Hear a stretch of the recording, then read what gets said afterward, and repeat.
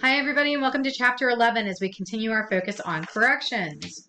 So now that we've looked at a little bit of the history of corrections, I want to focus on what is the point? What is the aim of corrections? Well, it depends on your perspective.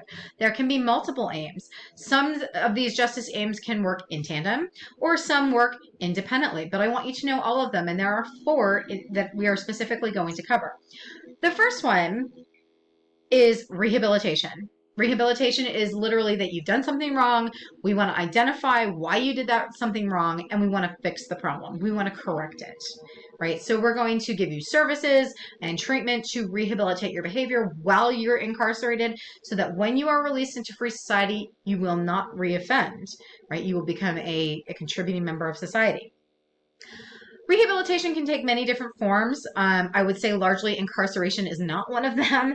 There's not a lot of rehabilitation going on behind bars, which is a shame because there's a lot of people there for a really long time. And I hate the fact that it's almost sort of like wasted. Let's use it more productively, to make sure that when these people are released, that they don't end up continuing the same lifestyle. But unfortunately, it is not a justice aim that we really push for. There are instances in which we do. So drug courts are a really good example of rehabilitation, where obviously the reason you're breaking a law is that you have an addiction, and rather than sending you to prison, or we're going to say, okay, we're going to give you a chance at drug treatment. You have to stay clean. You're going to be tested. You're going to go to meetings. You're going to do this. You're going to do that. And as long as you stay clean, you don't have to go to prison, but you have to complete the drug treatment. That's an effort at rehabilitation. Okay. Incapacitation, we already touched on briefly, right? Incapacitation, the aim of that justice goal is simply to shut down an offender, right? If we put you in prison and we lock you up, you are incapacitated. You literally do not have the ability to cause harm. I mean, you might be able to cause harm in that cell or maybe a little bit outside of that cell, but you have been restricted from society. You're incapacitated from being able to cause harm. Next is deterrence. Our entire criminal justice system is based around deterrence. Most of our laws, most of our sanctions are based around deterrence. And deterrence is the idea that we have to make the punishment for the crime just a little bit more painful than any pleasure that that crime brings the individual who commits the crime. That if the punishment outweighs the pleasure, it will deter behavior. It will stop people from, when they go to make that decision, like, am I going to engage in crime? Am I not? Am I going to steal this money? Well, if I steal this money, I could have the money, right? And I can buy stuff with it and whatever. But if I steal the money and I get caught, I'm going to go to jail. I'm going to go to prison for 2 years. Money, possible jail. I'm not going to do it. Right? That the punishments that we levy are supposed to deter people from engaging in crime. There are two kinds of deterrence. There's specific deterrence and there's general deterrence. Specific deterrence occurs when you are the individual who engaged in the crime. You are caught, you have gone through the system, and you get sentenced. Your specific sentence is called specific deterrence. It is meant to defend you personally from ever offending again. General deterrence is something that reaches far beyond the individual. General deterrence is that we create legal consequences that are painful enough to the individual that people at large in society, largely when faced with that choice, would say, that punishment's way too much, so I'm never going to engage in that behavior. For example, the death penalty is supposed to be a deterrent. That we've all had that moment where we're like, oh, I could kill you, right? Most of the time we don't mean it. Most of the time we're just blowing off steam. But sometimes some people do. And many people will go to that moment and say, okay, I could end up being executed. I could end up with a life sentence, right? And the punishment of that is far more weighty than the momentary pleasure of me causing you harm. So I'm not going to do it. Okay, so that's an example of general deterrence, is that most people know, hey, you can't do that. There will be a consequence. So generally speaking, the vast majority of people don't murder others, right? Because there's a deterrent effect there to those life sentences, to those death sentences. The final justice aim that we're going to discuss is called desert. And it is spelled like desert. It is just one S. And I know that the dessert that you eat is 2 S's, but you do pronounce it dessert. And desert basically is just another way of saying revenge. That a sentence is levied upon you because you have harmed society.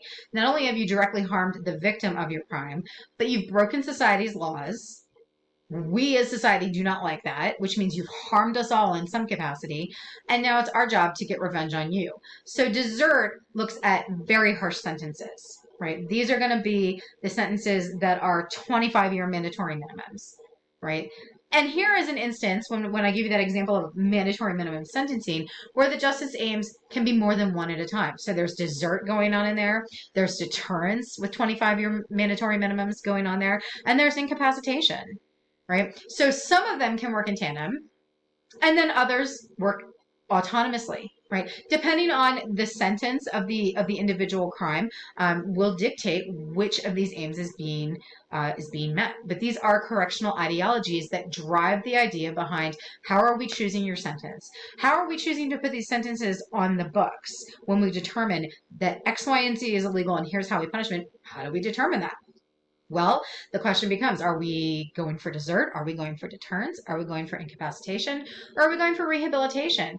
Because depending on which one we choose is going to dictate the way in which we head with our punishment.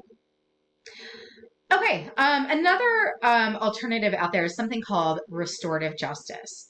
And the idea behind restorative justice is more of a, it's more of a rehabilitative approach that you are guilty, you are convicted, right? And the idea here is rather than desert or incapacitation or anything like that, how about you restore the harm that you did to your victim? So restorative justice will take a situation and say, hey, you got to sit down with your victim. You got to listen to the victim, and you need to listen to them say, this is what your crime did to me. This is how it harmed me financially, physically, emotionally. You need to hear that, and you need to find a way to make that person whole, or to try to make that person whole. Restorative justice tends to be used for things that are a little less serious in nature. So, for example, somebody vandalizes somebody's house, they spray paint it. Well, you have to sit down and listen to why that person's very upset with you. And then you have to fix it. Go paint their garage, right? That might be a part of your restorative justice punishment. Or pay to have their garage where you spray painted it. Pay to have it painted, right? Restore the harm that's been done. So I want you to understand what restorative justice is, and that it's a little bit of a different approach. It's a little bit of a different approach. Okay, so we've talked about the death penalty. I'll just talk about that for a little bit. It is still actively used here in the United States in a limited number of states. There are many states that have eradicated the use of the death penalty. There are many states that have not eradicated it, but have simply chosen to not use it for extended periods of time, many decades in some cases. We here in Pennsylvania are one of them. It's sort of a wink, wink, nod, nod, that we do, in fact, give out the death sentence here in Pennsylvania. But every case that's ever been appealed all the way to the Pennsylvania State Supreme Court, that death sentence has been converted to a life sentence. So it's still on the books. Some states are more aggressive making use of it than others. Some states don't make any use of it. But it is out there. And it is something that takes a very long time to, no pun intended, execute. Because almost everybody who is given a death sentence will appeal as high as they can. And the appellate process is a very long, lengthy process and can take on average 7 to 8 years to be exhausted. So your typical death row inmate is on death row for, on average, 7 to 8 years before he or she is executed. Some a little less, some a little more. I want you to understand that there's a big misnomer about the death penalty. That a lot of people are like, look, if we can just kill him, then we don't have to pay for him. It's cheaper, right? Well, actually not. It's actually notably more expensive to pay for somebody on death row, because these are people who frequently do not come from means. Even if they did come from means, those means are exhausted by now, probably from their previous court case, which means we have to pay for their representation through the appellate process. They are guaranteed the appellate process. It takes a lot of time, it takes a lot of lawyering, and it costs a lot of money. And given that we have a Sixth Amendment right to representation, if you don't have the money for that, well, the state pays for that, i.e. the taxpayers. So I want to dispel that myth that it's just much easier and more convenient to execute right out the door, because it's actually notably more expensive. How expensive or how much more do you say? Well, I don't know the numbers off the top of my head for how much it costs to execute the average prisoner, but I do know that an annual inmate housing cost, when you factor everything in from medical care to food to construction costs to paying correctional officers, is, ballpark, it's about $55,000 a year per inmate per year, which is a lot of money. That's a lot of money. That's an extraordinary amount of money. Um, Executing prisoners is notably more expensive than that because you've got all of that plus the appellate process. So that's a myth I want to dispel. Right. So other issues with the death penalty, very controversial for a lot of reasons, moral reasons, religious reasons, but also for equity reasons, that it is disproportionately applied to people who are poor and to people who are of minority status. Out of all the people who are convicted of murder, who are eligible to receive a capital sentence, you are less likely to get the death penalty if you are white rather than a minority. You are also less likely to get the death penalty if you are a woman rather than a male. Um, that's very controversial, right? This huge issue with equity here. Should it matter if a woman kills somebody, the person's still dead? Should the consequence be changed? Of course not. Right. And what do we call this? And this is something that's present in our correctional system in general. We call it the chivalry defense. That this is something that's true for women in general at all levels of the court. They tend to get lighter punishments for the same exact crimes that their male counterparts commit. Why? Well, first and foremost, the CJ system is largely male dominated. There's plenty of females out there, but it's largely male dominated. And historically, excuse me, it was primarily male. And when a female offender would come before a judge or even an officer determining whether or not to make an arrest, they look at her as the kinder, gentler sex, right? She might start crying. They might start feeling bad. You remind me of my sister, my mom, my wife, whatever. All right, you know what? I'm going to go easy on you. We call that the chivalry defense. That there is this chivalrous approach to female offenders that, like, yeah, you broke the law, but because you're the kinder, softer, gentler sex and a lady, we're going to go easy on you, right? We also tend to go easier on women because they tend to be mothers, right? And you are the mothers of the last line of defense, especially if there's no dad in the house or if dad is already incarcerated.